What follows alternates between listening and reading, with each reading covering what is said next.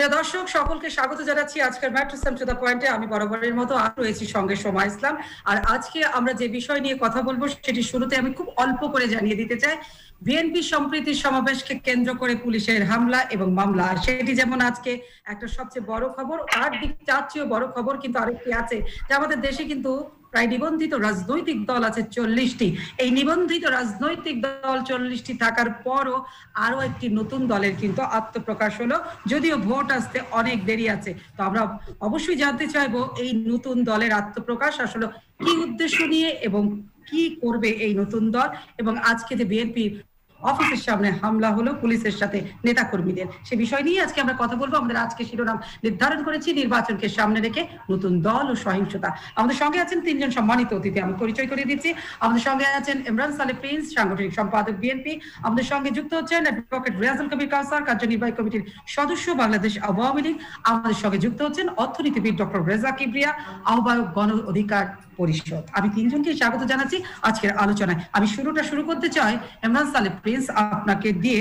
না, আমার বোধহয় শুরু করা উচিত আওয়ামী লীগের কার্যনির্বাহী কমিটির সদস্য অ্যাডভোকেট রিয়াজুল কবির কাউসারকে দিয়ে, কারণ আগে আসবে সরকার অর্থাৎ সরকারি দলের জবাবদিহিতা।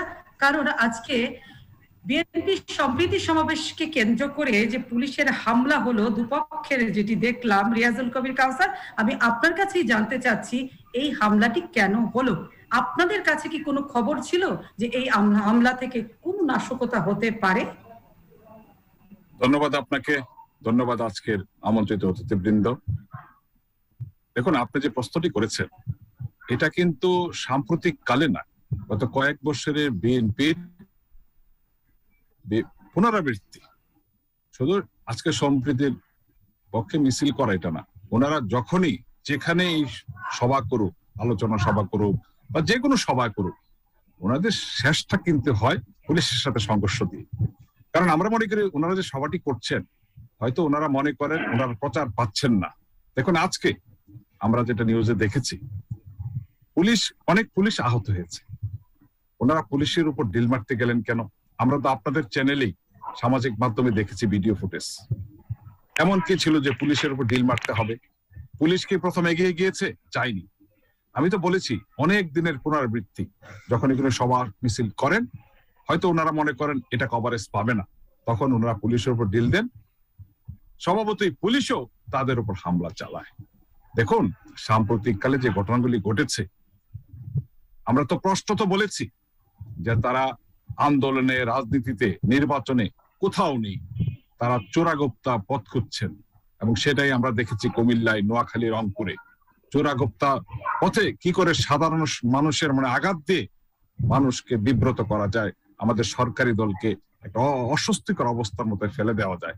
দেখুন, স্বাধীনতার 50 বছর আমরা মনে করি যে সম্প্রীতি নিয়ে, যে লক্ষ্য নিয়ে সকল ধর্মের মানুষ 71-এর মহান মুক্তিযুদ্ধ করেছিল, ঠিক একইভাবে সবাই মিলে বাংলাদেশে একইভাবে থাকতে চাই, বাংলাদেশকে গড়তে চাই।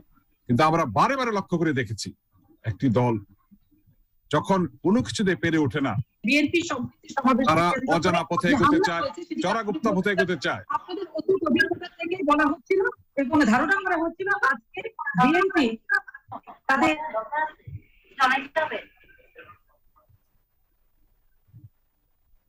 হ্যালো, আমরা কিন্তু শুনতে পাচ্ছি না।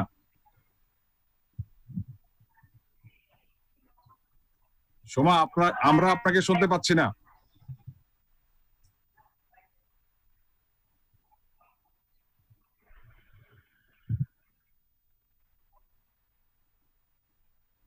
আপনার মাইকটা মিউট করা আছে। সোমা, আমরা আপনাকে শুনতে পাচ্ছি না। আপনার মাইকটা মিউট করা আছে।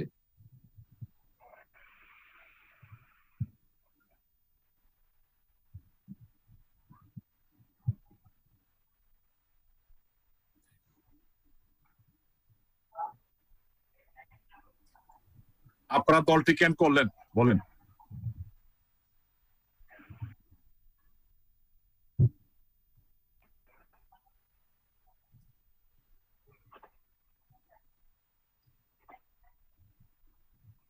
এই দলটা আমরা আজকে ঘোষণা দিয়েছি কারণ আমাদের সবার মনে হয়েছে যে এই দেশের মানুষের অধিকার এই আওয়ামী লীগ সরকার খর্ব করেছে।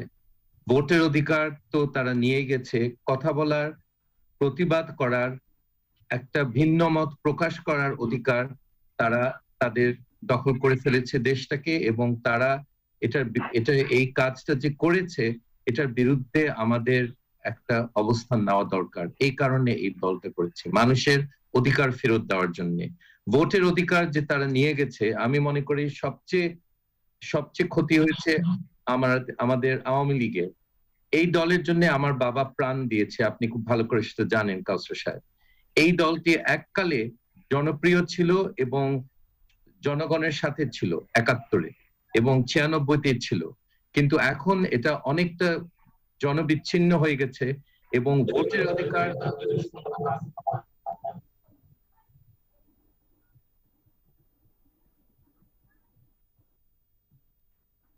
না, তাদের যে ভোটের অধিকার যে নিয়ে নিয়েছে, আমি এটা নিজে উইটনেস। আমি 2018-র 29-30 তারিখের নির্বাচন, যেটা আমি বলি 29 তারিখে অর্ধেকের বেশি ভোট দেওয়া হয়েছে, ওই নির্বাচনে দেখেছে যে মানুষ খুবই এটাকে আপত্তিকর মনে করেছে এবং আওয়ামী লীগের যে জনগণের কাছে এটার যে অ্যাকসেপ্টেবিলিটি অনেকটা কমে গেছে। মানুষ এটাকে একটা গ্রহণযোগ্য সরকারি দল মনে করে না এবং এই কারণে একটা বিরাট রাজনৈতিক একটা ব্যর্থতার ফলে একটা গ্যাপ রেখেছে।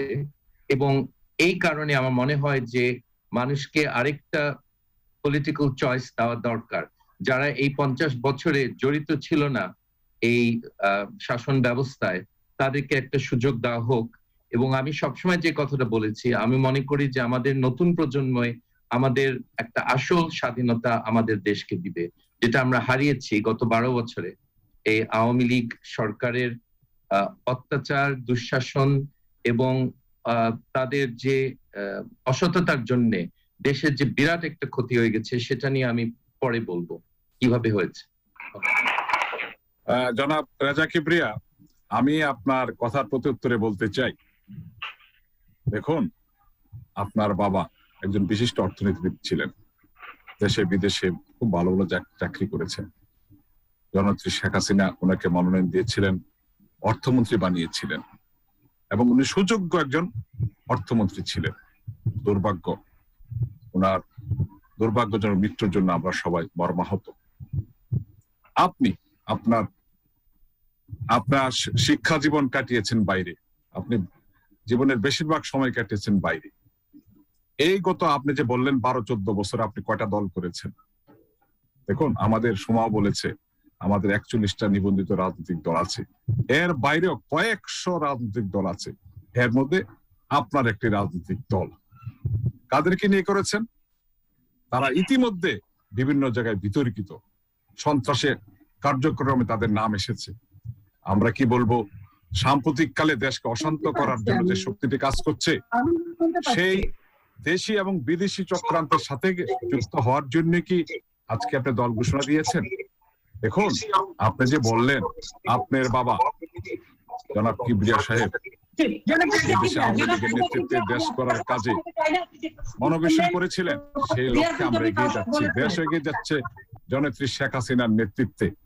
আমাদের বেশ কয়েকটি রাজনৈতিক দল, বিএনপি, জাতীয় পার্টি, যারা দীর্ঘদিন রাষ্ট্রীয় ক্ষমতায় ছিল, দেশ শাসন করেছে, তারা দেশের সার্বিক অবস্থা নিয়ে কাজ করে যাচ্ছেন। আমরা মনে করি আমাদের দেশে সংসদের বিরোধী দল এবং রাজপথের বিরোধী দল আছেন। যাই হোক, আমরা যে জিনিসটি চাই, আপনি যে বক্তব্যটা দিয়েছেন, আপনাকে তো প্রথমে আপনি নিশ্চয়ই আমার কথা শুনতে পাচ্ছেন, আমি একটু আপনাকে থামাচ্ছি। আমি যেটি জানতে চাই ডক্টর রেজা কিবরিয়া, আপনারা যে নতুন দলটি আজকে করলেন, দেশে তো রাজনৈতিক দলের অভাব নেই, কিন্তু এইখানে যেখানে আপনাদের বিরোধী মত হচ্ছে যে দেশের রাজনৈতিক অভাব নেই, কিন্তু রাজনীতিটা নেই আসলে। এই না থাকা রাজনীতির মধ্যে আপনারা যে লক্ষ্য এবং উদ্দেশ্য নিয়ে একটা নতুন দল ঘোষণা করলেন, সেখানে আওয়ামী লীগ বলছে এটা সন্ত্রাস এবং বিস্তার করার জন্য আগামী দিনে নৈরাজ্য তৈরি করবার জন্য, এটি কতখানি সঠিক? দেখেন, দলের উত্থান পতন ইতিহাসে হয়। এককালে 1947-এ আপনার বাবা, আমার বাবা, সবাই তারা মুসলিম লীগ করেছেন। মুসলিম লীগ বিলুপ্ত হয়েছে মোটামুটি। এখন মুসলিম লীগের প্রধানকে আপনারা হয়তো কেউ বলতেই পারবেন না। আওয়ামী লীগও সেই রকম বিলুপ্ত হওয়ার পথে, এবং আমি এটাতে একটা জিনিস বলতে চাই যে এটা বিলুপ্ত করার পেছনে আমি পুরো কৃতিত্ব দিব শেখ হাসিনাকে। উনি এই দলটাকে একটা ঘৃণিত দলে পরিণত করেছেন, এবং এটা ভালো, একটা দল একটা আসে একটা যায়, সেটা ভালো। কিন্তু মানুষের একটা নতুন, আগে যে দলগুলি ছিল তারা এখন আমাদের অধিকার পুনরুদ্ধারের ব্যাপারে তারা ঠিক ভালো একটা কর্মসূচি বা ভালো একটা অবস্থান নিতে পারেনি বিভিন্ন কারণে। আওয়ামী লীগের অত্যাচারের কারণে কিছুটা মিথ্যা মামলা, গুম, হত্যা, এগুলিতে আপনাদের পারদর্শিতা নিয়ে আমি কোনো কিছু বলবো না, আপনারা খুব ভালো করে জানেন, আপনারা সেটা করেন। পুলিশকে দিয়ে, ছাত্রলীগকে দিয়ে আপনারা বিভিন্ন সবার উপরে আক্রমণ করেন, সেটাও আপনারা হাসি মুখে করেন, আমি জানি। কারণ মানুষকে অত্যাচার করা, মানুষকে অত্যাচার না করলে আপনাদের কোনো টিকি নাই এই দেশে, আপনারা টিকতে পারবেন না, আপনারা অস্তিত্ব এই দেশে থাকবে না। আপনারা জানেন একটা সুষ্ঠু নির্বাচন দিলে আপনাদেরকে কোথায় জনগণ পাঠাবে, ইতিহাসের ডাস্ট হিপে পাঠাবে, সেটাও আপনারা বুঝেন। সেজন্য সুষ্ঠু নির্বাচন দেওয়ার মতো আপনাদের মানসিকতা আর নাই। আমার এটা দুঃখ লাগে যে এককালে আওয়ামী লীগ একটা সাহসী দল ছিল, জনগণের দল ছিল, বঙ্গবন্ধু শেখ মুজিবের আন্ডারে এবং 96-তে ছিল জনগণের কাছে গ্রহণযোগ্য একটা দল। এখন একটা ঘৃণিত অত্যাচারী দল, যারা অত্যাচার করে তারা ভাবছে যে জনগণকে দমন করা যাবে, তারা আরেক দেশের সাহায্য নিয়ে এই দেশের মানুষকে দমন করছে, এটাও আপনারা খুব ভালো করে জানেন, হাসছেন, কিন্তু কথাটা কতটুকু সত্য সবাই জানে। আমাদের দল, আমাদের আমি কথা শেষ করি, আপনারা বলবেন। আমাদের দেশের মানুষের স্বার্থ রক্ষা করার জন্য আমাদের দল এগিয়ে আসছে। আমাদের দেশের মাধ্যমে বাংলাদেশ ফার্স্ট। অন্য দেশকে আপনারা খাতির করেন, আপনার বন্ধুত্ব আছে, কিন্তু অন্য কোন দেশের আধিপত্য আমরা মানছি না। আর আপনারা যে টোটাল ফেলিয়ার হয়েছেন ফরেন পলিসিতে, আমাদের দেশের স্বার্থ রক্ষা করার ব্যাপারে মিয়ানমারের সাথেও ভারতের সাথেও আপনারা কি অবস্থানে আছেন সবাই দুনিয়ার জানে।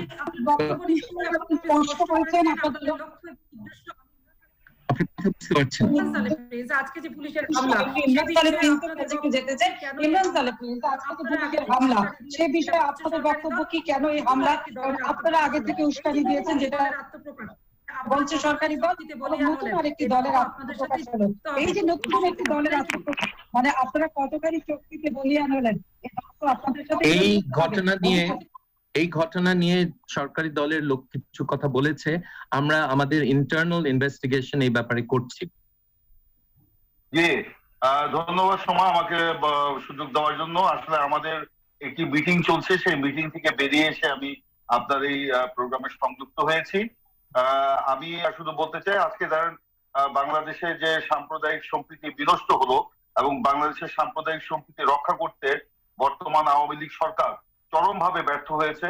সেই সরকারের ব্যর্থতার প্রতিবাদে আজকে আমরা বাংলাদেশ জাতীয়তাবাদী দল বিএনপির পক্ষ থেকে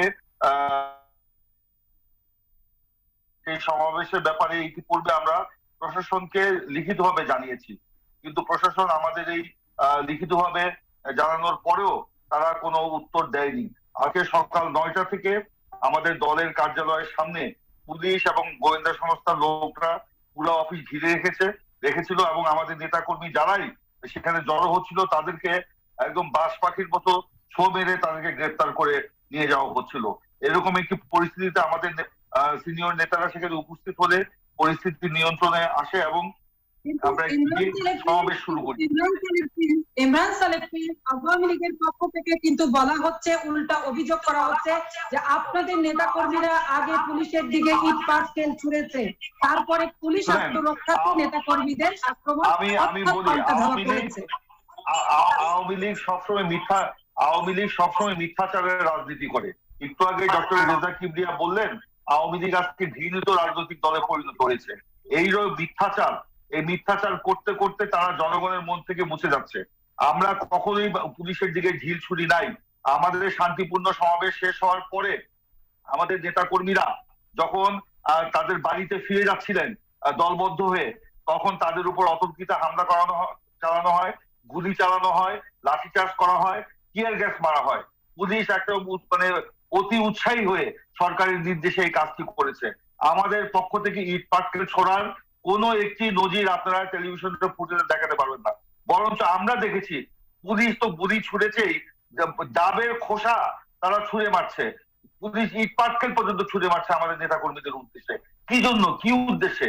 আমরা তো শান্তিপূর্ণ সমাবেশ করেছি। আর কায়সার সাহেব বললেন আমাদের অতীত ইতিহাসটা কি, যখনই আমরা সমাবেশ করি আমরা কাভারেজ পাওয়ার জন্য নাকি এসব করি। ওনাদের এটা লজ্জা থাকা উচিত, ওনাদের লজ্জা থাকা উচিত। আমরা কাভারেজের রাজনীতি করি না। আমাদের যতগুলি সমাবেশ হয়েছে শান্তিপূর্ণ সমাবেশ হয়েছে, যেখানে ওনারা বাধা দিয়েছে সেখানে সংঘর্ষ হয়েছে। আজকে সম্পূর্ণ বিনা উস্কানিতে পুলিশের এই অতর্কিত হামলার মুখে আজকে কিন্তু এই ন্যাক্কারজনক অনাকাঙ্ক্ষিত ঘটনাটি ঘটেছে। আজকে কেউ বলতে পারবে না যে আপনি নিশ্চয়ই আমার কথা যে প্রশ্নটি আপনাকে জানতে চাই, আপনারা যে উদ্দেশ্য নিয়ে দল গঠন করলে আমাদের ভোটের অধিকার ফিরিয়ে দিবেন, এই ভবিষ্যতে এই দল আসলে আপনারা একলা চলতে পারবেন না, কিন্তু কাদের সাথে যে শক্তিশালী করবেন, বিএনপির সাথে। আপনি বলছেন আপনাদের আদর্শের দল, আপনার বাবা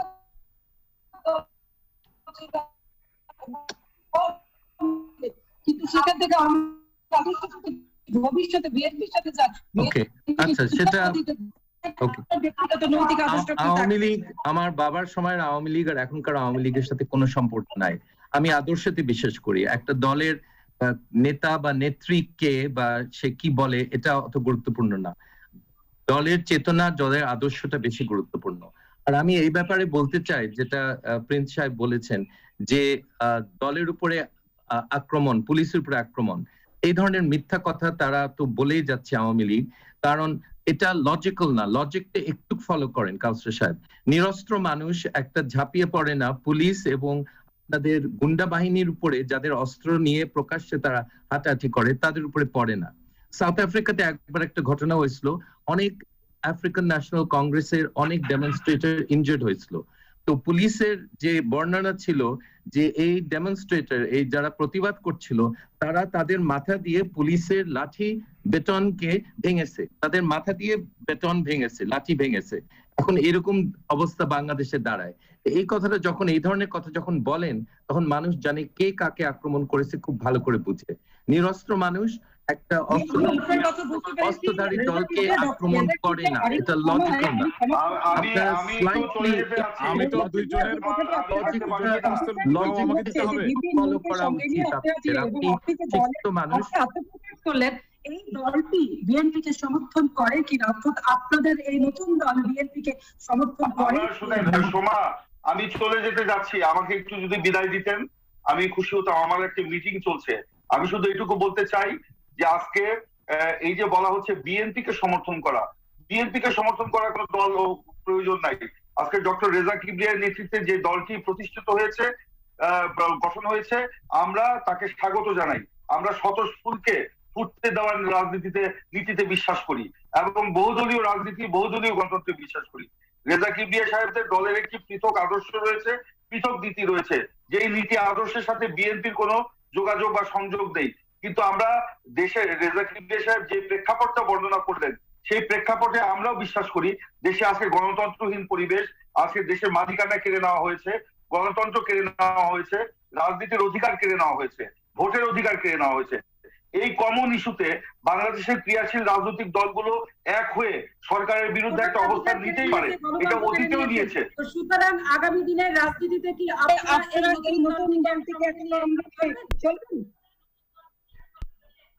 নতুন দল কেন, যে সব দল গণতন্ত্রে বিশ্বাস করে, যারা এই জনগণের অধিকার ফিরিয়ে দেওয়ার নীতিতে অটল, যারা দেশের মালিকানা ফিরিয়ে দেওয়ার নীতিতে অটল, তাদের যে রাজপথেই তাদের সাথে আমাদের দেখা হবে। সোমা, দেখুন, ডাক্তার রেজা কিবরিয়া আওয়ামী লীগ সরকারের অধীনে নির্বাচনের মাধ্যমে জনগণের শাসন প্রতিষ্ঠা করবে। হ্যাঁ, জনাব রেজা কিবরিয়া যে কথাগুলি বললেন, তার মানে ইমরান সালে প্রিন্স আপনাদের এই দলটিকে স্বাগত জানিয়েছে, তার মানে এটা কি জনগণ ধরেই নিবে যে আপনারা আগামী দিনে ভোটের এবং জোটে আপনারা বিএনপির মিত্র জোট রাজপথে? আমরা যারা গণতান্ত্রিক অধিকার মানুষকে ফেরত দিতে চায়, আমরা সবার সাথে আমরা কাজ করব। গণতান্ত্রিক অধিকারটা হলো ফার্স্ট থিং, একটা নিরপেক্ষ একটা নির্দলীয় সরকারের অধীনে একটা নির্বাচন হোক। এই যে প্রতারণার যে নির্বাচন যেটাকে বলে আওয়ামী লীগ 29-30 তারিখের নির্বাচন পুলিশের দ্বারা 3000-5000 ভোট যারা দিয়েছে, এই প্রতারণার নির্বাচন কেউ চায় না। তো আওয়ামী লীগ কেন যে ভোট চোর হিসাবে তারা সারা দেশের কাছে পরিচিতি চাচ্ছে, আমার এটা বুঝতে খুব কষ্ট হয়। কারণ তারা দেশের মানুষকে এটা ঠকাতে পারবে না এই ব্যাপারে। এটা আমার খুব চিন্তা লাগে যে আওয়ামী লীগ এই সিস্টেমটা পিক করেছে। এবং আমি খুব ইন্টারেস্টেড, কাউসার সাহেব বোধহয় কথা বলতে চান, উনি কোন লজিকে বলবেন যে নিরস্ত্র মানুষ অস্ত্রধারী লোকের উপরে, ছাত্রলীগের এবং পুলিশের উপরে আক্রমণ করবে কোন বুদ্ধিতে? আমরা অত ক্রেজি না। ওকে, প্রথমে আপনাকে বলি। ধন্যবাদ রাজা কিবরিয়া সাহেব, আপনি তো মিছিল মিটিং করেননি, আপনার কথাটা আমি শুনতে চাই, কিন্তু আপনাকে জিজ্ঞেস করতে চাই, আমরা অত ক্রেজি না যে আমরা অস্ত্র ছাড়া নিরস্ত্র অবস্থায় আমরা একটা অস্ত্র বাহিনী একটা যে দলটি আপনি গঠন করলেন, সেই দলটি শুরুর আগে আমরা দেখেছি চট্টগ্রামের সাম্প্রদায়িক হামলা থেকে এই ধরনের বিতর্কিত লোকজন এই দলে থাকে, তাহলে আগামী দিনে আপনারা স্বচ্ছভাবে কিভাবে আগাবেন এই দলটিকে নিয়ে? আচ্ছা, এটা আমি বলি। এটা আমরা সিসিটিভি যে ফুটেজ হয়েছে আমরা সেটা পুলিশ থেকে চেয়েছি। আমাদের নিজেদের ইন্টারনাল ইনভেস্টিগেশনে যদি কেউ জড়িত থাকে, অবভিয়াসলি আমরা খুব কঠোর একটা অবস্থান নিব তাদের বিরুদ্ধে, এবং আমি মনে করি যে আইনের ব্যবস্থা তাদের বিরুদ্ধে নেওয়া উচিত। আমাদের দলে এই ধরনের লোকের কোনো জায়গা নাই। আমরা এই সাম্প্রদায়িকতার যে ঘটনা ঘটেছে আমরা মনে করি এটা সরকারি দলের ইন্ধনে হয়েছে। তাদের কিছু রাজনৈতিক সুবিধা তারা পায়, তারা দেখাতে চায় যে আমরাই রক্ষা করছি একটা সম্প্রদায়কে, এবং এটা আমাদের পার্শ্ববর্তী দেশে একটা দল তারা তাদের রাজনৈতিক সুবিধার জন্য এই কাজটা করেছে। এটা যদি আপনি পোল নেন, সার্ভে নেন, আপনি দেখবেন যে 80-90% লোক এটা বিশ্বাস করে যে এটা কোনো রাজনৈতিক কারণে হয়েছে। আমাদের বাঙালিদের মধ্যে, আমাদের বাঙালি যে সংখ্যা লোকদের উপরে আক্রমণ, এরকম ইতিহাসে প্রত্যেক বছরে এরকম ঘটনা ঘটে না। ইন্ডিয়াতে প্রত্যেক বছরে, ভারতে 1000 থেকে 1500 ঘটনা ঘটেছে 1947 সাল থেকে। আমাদের এখানে এই ধরনের প্রবণতা নেই। সো এটা যেটা ঘটেছে আমি মনে করি যে এটা খুব প্ল্যান ভাবে একটা সাজানো একটা নাটক, এবং এটা আমরা নিন্দা করি, এবং এই অসহায় মানুষদের উপরে আক্রমণটা আমরা ঘৃণা করি, এবং আমাদের দলে যারা আছে তাদেরকে পরিষ্কারভাবে বলেছি যে আমরা এটার বিরুদ্ধে।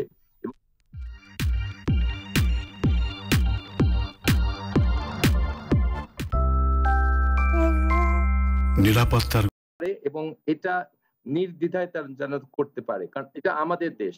পার্শ্ববর্তী দেশে মানুষকে অত্যাচার করে অন্য ধর্মের লোক, সেটা কোনো ব্যাপার না, সেটা কোনো জাস্টিফিকেশন না। ওই কারণে এখানে হচ্ছে তা না। আমাদের দেশের লোক ওইরকম না, আমাদের দেশের লোক অনেক শান্তিপ্রিয়, অনেক উদার। আমার কিছু জি ধন্যবাদ জনাব রেজা কিবরিয়া সাহেব। আপনি হয়তো জানেন না যে নিরস্ত্র লোকের শক্তি অনেক। আমরা মিছিল মিটিং করেছি নিরস্ত্রভাবে। আপনি ব্যক্তিগত জীবনে কখন মিছিল মিটিং করেননি এটা জানেন না। দ্বিতীয়ত, আপনার বাবা জাতির পিতার স্বপ্ন বাস্তবায়নে জননেত্রী শেখ হাসিনার নেতৃত্বে কাজ করেছেন। সেই জননেত্রী শেখ হাসিনাই এখন রাষ্ট্র পরিচালনা করছেন। আপনার বাবা যখন ছিলেন তখন জননেত্রী শেখ হাসিনা ছিলেন বাংলাদেশের প্রধানমন্ত্রী। এখন সেই জননেত্রী শেখ হাসিনা কিন্তু বিশ্বের একজন সেরা রাষ্ট্রনায়ক, ওনার নেতৃত্বে দেশ পরিচালনা হচ্ছে। আমাদের বিদেশে কোনো প্রভু নেই। আমরা সকল দেশের সাথে বন্ধুত্ব করে আমরা রাজনীতি করছি, আমরা রপ্তানি করছি, বিশ্ব অর্থনীতি বাণিজ্যে আমরা অবস্থান ধরে রেখেছি, এটা বলতে হবে। দেখুন, আপনি ব্যক্তিগতভাবে কিছু প্রাপ্তি অপ্রাপ্তির জন্য হয়তোবা বিভিন্ন দল করছেন। হ্যাঁ, সুমা ইসলাম যেটা বলেছেন, আপনি আজকে যার নাম ঘোষণা করেছেন বা আপনার নাম যিনি ঘোষণা করেছেন, সে চট্টগ্রামে জ্যাম হলে নেতৃত্ব দিয়েছে তাণ্ডব হামলার।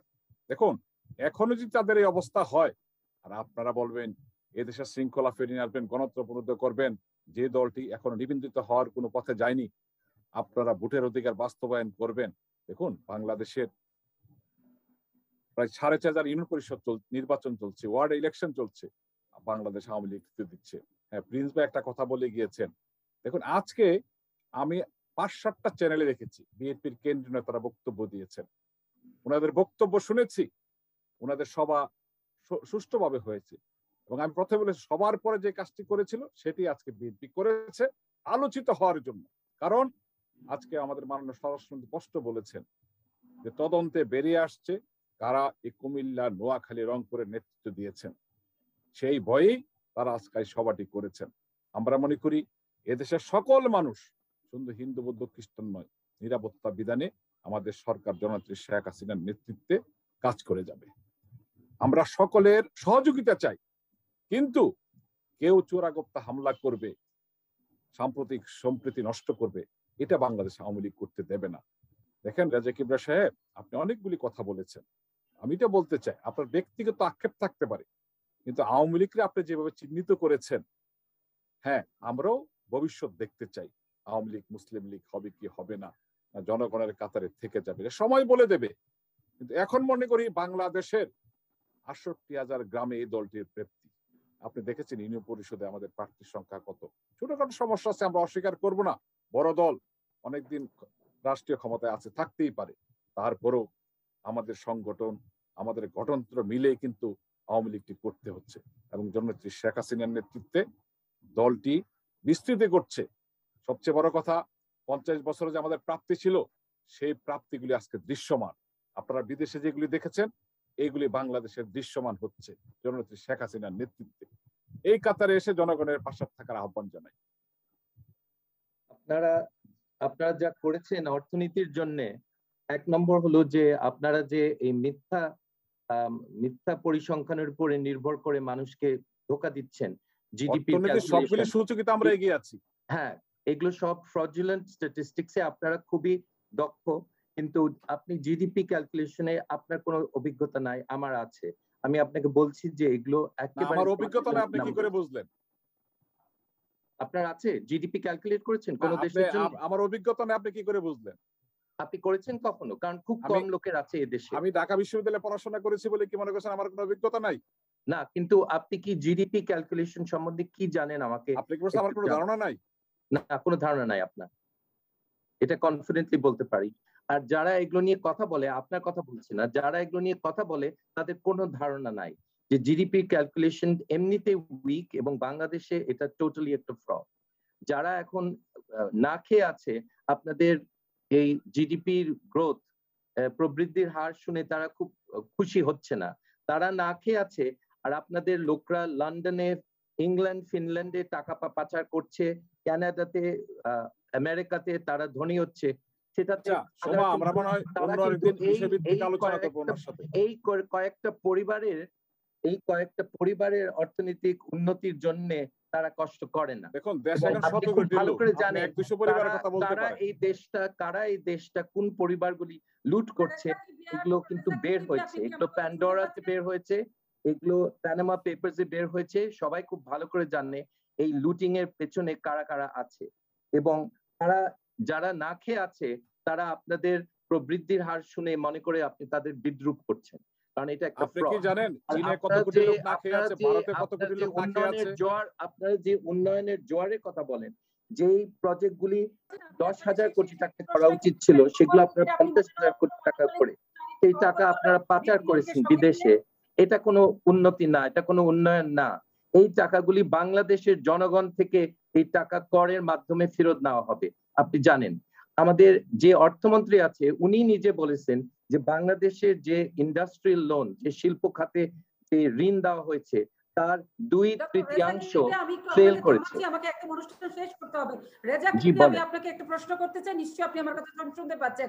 আপনি আওয়ামী লীগের মনোনয়ন পাননি বলেই কি রাগ, অভিমান, ক্ষোভ কিংবা দুঃখ থেকে ভিপি নূরকে সঙ্গে নিয়ে নতুন আরেকটি দল করলেন? আমি আওয়ামী লীগের মনোনয়ন পেতাম, আমার বাবা মারা যাওয়ার সময় আমাকে এটা অফার করা হয়েছিল, এবং আপনারা খুব ভালো করে জানেন আমার বাবাকে হত্যা করার পর আমি যদি এটা চাইতাম, স্বতন্ত্র হয়ে দাঁড়ালেও আমি নবীগঞ্জ বাহুবলের মানুষ আমাকে ভোট দিত, আমাকে কেউ হারাবার মতো কারো ক্ষমতা ছিল না। আপনার দলেরও প্রধান ছিল না, কারো ছিল না, এটা আপনি খুব ভালো করে জানেন। সেই সময় যে সেন্টিমেন্ট, যে ফিলিং ছিল আমাদের এলাকার মানুষের মধ্যে, আমি তখন নিইনি। আমি এই রাজনীতিতে আসতে চাইনি। আমি এই রাজনৈতিক যে নেতৃত্ব, যে ছিল দলের, এটা আমাকে আকর্ষণ করেনি। এত নিম্নমানের মানুষ যে আমাদের দেশ পরিচালনা করবে, আমার কাছে এটা ভালো লাগেনি, সরি। এখন আমি মনে করি এই ছেলেরা, এদের বয়স কম হলেও তাদের খারাপ অভ্যাসগুলি কম। তারা ছাত্রলীগের মতো এই যে ধর্ষণ, চাঁদাবাজি, হত্যা, রাস্তায় মারামারি, এগুলি প্রবণতা তাদের নাই। এবং তারাই আমাদের দেশে একটা নৈতিক, আমাদের দেশের যে নৈতিক চরিত্র যে ক্ষতি হয়েছে, যে অবক্ষয় হয়েছে, সেটাকে রোধ করার জন্য এদের মতো ছেলেদেরকে দরকার, সেই জন্য এখানে জয়েন করেছি।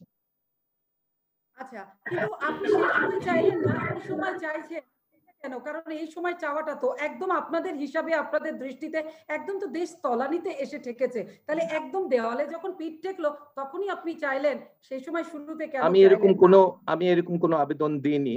আর আপনারা মনে রাখবেন, তখন আমার হারার বা কোনো কষ্ট করার কোনো দরকার ছিল না। আমি খুব সহজে পেতাম। শেখ হাসিনা একজন লোক পাঠিয়েছিল, ওনার দলের একজন লোক, যে আমি নির্বাচন করতে চাই কিনা আওয়ামী লীগ থেকে, আমি না করলাম, শেষ। আমি করতে চাই না, আমি এই ধরনের লোকের সাথে কাজ করতে চাই না, কখনো চাইনি। এবং আমাদের যে আওয়ামী লীগের যে রেজা কিবরিয়া, আপনার কাছে তখন লোক পাঠানো হয়েছিল কিন্তু আপনার লোভ ছিল না, কিন্তু এখন আপনার ক্ষোভটা কি?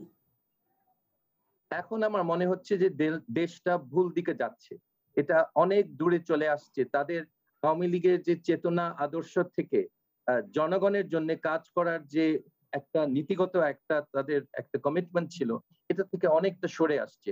এটাই আমার খারাপ লাগছে। এই দেশটা এভাবে চলতে পারে না, এই কারণে আমি এখানে আওয়ামী লীগের আদর্শ চেতনাকে আপনি মনে করছেন দেশকে ভুল পথে নিয়ে যাচ্ছে, কিন্তু আপনার কি এই সময়ে এসে, এই মুহূর্তে এসে মনে হচ্ছে বিএনপি এবং জামাতের আদর্শ দেশকে সঠিক পথে নিয়ে যাবে?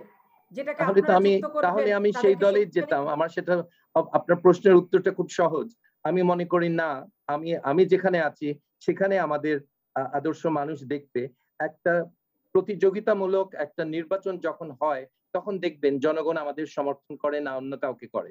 সমস্যা হলো যে আওয়ামী লীগ এখন এত ভীত, এত ভয় পায় জনগণকে, যে তারা একটা সুষ্ঠু নির্বাচন দেওয়ার মতো তাদের মানসিকতা নাই। এত ভয় পাওয়া উচিত না। একটা জনসভা করবে কয়েকশো জন অন্য দলের, এটাতে তারা ভয় কাতর।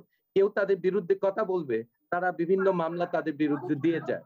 তারা যে এখন যে তাদের মানসিকতা, একটা ভয় ভীতির মানসিকতা, এটা ঠিক আছে।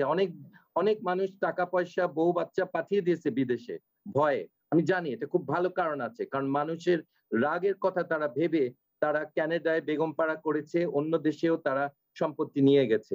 এটা ঠিক আছে, আমি তাদের ভয়ের ভালো কারণ আছে, তাদের মানুষের উপরে তাদের রাগটার খুব ভালো কারণ আছে। কিন্তু এটা কেন করতে চেয়েছে, এটা আমার একটা প্রশ্ন।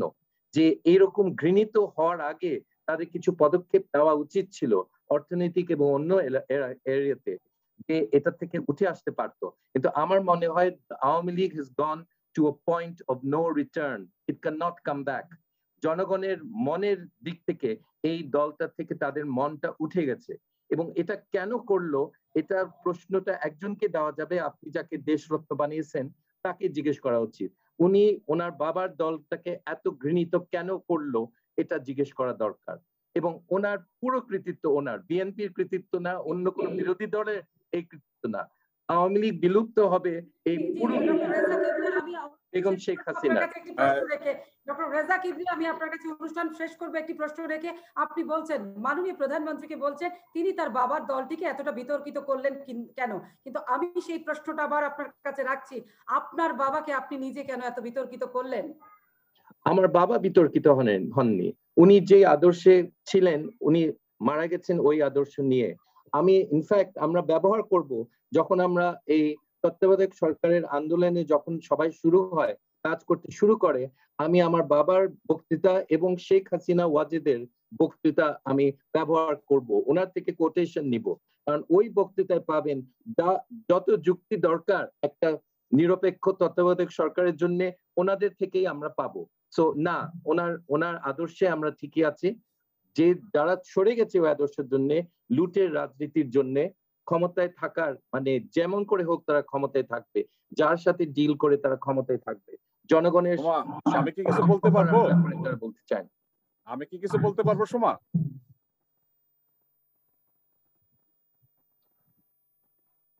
জি ডক্টর রেজা কিবরিয়া, আপনার বাবার সাথে আমার দীর্ঘদিন কাজ করার সুযোগ হয়েছিল। উনি যখন প্রথমে আওয়ামী লীগের উপদেষ্টা ছিলেন, ওনার সহকর্মী হিসাবে আমি কাজ করেছি, ওনাকে আমি চিনতাম। আপনি একটা রাজনৈতিক দল করেছেন, আপনাকে আমরা রাজনৈতিকভাবে সাংগঠনিকভাবে মোকাবেলা করব। যেহেতু আপনারা নিবন্ধিত রাজনৈতিক দল নন, নির্বাচনে করার কোনো সুযোগ নেই। এখানে এসে আমি একটা কথাই বলতে চাই, আপনার ব্যাপারে আমার একটা ধারণা, আপনি উচ্চ শিক্ষিত একজন লোক, বিদেশে পড়াশোনা করেছেন। দেখুন, জাতির পিতা বঙ্গবন্ধু শেখ মুজিবুর রহমান, তার কন্যা জননেত্রী শেখ হাসিনা বিষয়ে যেভাবে আপনি টার্ম ইউজ করেছেন, এটা আমি আশা করি না, জাতীয় আশা করে না।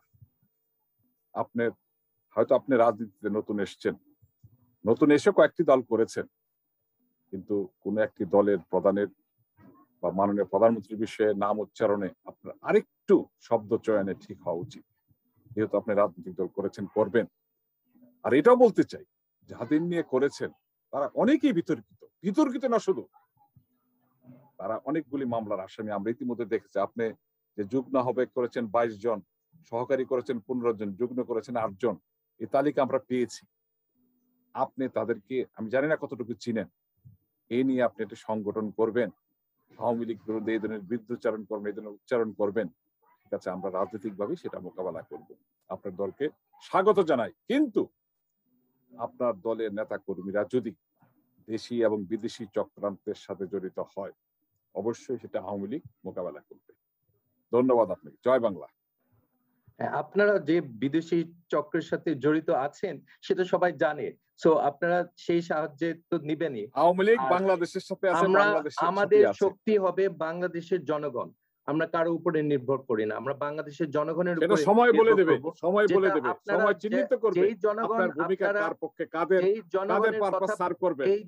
যেই জনগণ এর কথা শুনে আপনারা ভয় কাতর যে ওদের সামনে দাঁড়াতে গেলে একটা সুষ্ঠু নির্বাচনে আপনারা 20টা সিট পাবেন না, সেই রুটমে তো মনে হচ্ছে আওয়ামী লীগ 10 বছর পর বাংলাদেশে থাকবে না।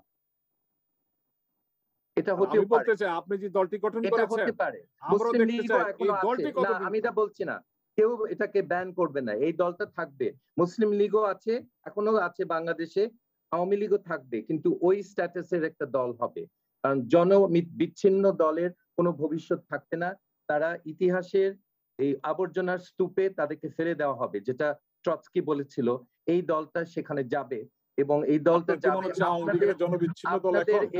আপনাদের অবস্থানের উপর, আপনার বিবেচনার উপর আওয়ামী লীগের অবস্থান এই 12 বছরের আমাদের যারা রাজনীতিক, দেখুন বাংলাদেশের বেশ কয়েকটি রাজনৈতিক দল আন্দোলন করতে পারছে না কেন? জনসম্পৃক্ততার কারণে। নয়তো আওয়ামী লীগের বিরুদ্ধে প্রচুর গড়ে তুলত নির্বাচনে। আমরা শর্ত মানবো, আমরা শর্ত মেনে আমরা নিবন্ধন নিব, এটা কোনো সমস্যা না। কিন্তু ব্যাপারটা হলো অন্য দল কি করেছে বা কি করেনি সেটা গুরুত্বপূর্ণ না, আমরা সেটা করব। কিন্তু ব্যাপারটা হলো যে আওয়ামী লীগের ব্যর্থতা, আওয়ামী লীগের যে রাজনৈতিক একটা দেউলিয়া হওয়াতে একটা বিরাট একটা গ্যাপ পলিটিক্যাল স্পেকট্রামে মধ্যমপন্থী একটা দলের জন্য একটা জায়গা তৈরি করে দিয়েছে। আপনাদেরকে ধন্যবাদ, একটা বড় গ্যাপ করেছেন। আপনার দৃষ্টিভঙ্গি আর জনগণের দৃষ্টিভঙ্গি দুটোই আমরা দেখতে চাই। মধ্যমপন্থী ওই পজিশনটা আমরা নেওয়ার জন্য আমরা প্রস্তুত আছি, কোনো চিন্তা নাই আপনার। সো আপনার জন্য আপনারও স্বার্থ রক্ষা হবে। এই দেশটা যখন সমৃদ্ধ হয়, যখন দুর্নীতি মুক্ত হয়, যখন বৈষম্য কমে এবং যখন সমাজের মধ্যে একটা ন্যায় বিচার থাকে, তখন আপনিও উপকৃত হবে। আপনাকে আমি বলছি, আপনি আওয়ামী লীগের হয়েও আপনি উপকৃত হবে।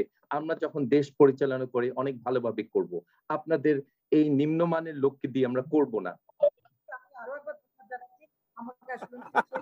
অসংখ্য ধন্যবাদ আপনাদেরকে আমাদের সাথে যুক্ত হওয়ার জন্য, এবং আমরা আরো আরেকবার কিন্তু আশা রাখছি ডক্টর কিবরিয়া, আপনারা যে লক্ষ্য এবং উদ্দেশ্য নিয়ে নতুন একটি দলের আত্মপ্রকাশ করলেন, আপনাদের লক্ষ্য উদ্দেশ্য কতখানি পূরণ করতে পারলেন এবং আপনাদের আসলে ভবিষ্যৎ অগ্রযাত্রায় কতটা সফলতা আসবে আর কতটাই আপনারা সফল হতে পারবেন। অসংখ্য ধন্যবাদ অ্যাডভোকেট রিয়াজুল কবির কাউসার। ধন্যবাদ। কাউসার সাহেবের সাথে আরেকদিন ইনশাআল্লাহ কথা হবে, জিটিভি নিয়ে কথা হবে আপনার সাথে। আচ্ছা, ঠিক আছে, ধন্যবাদ।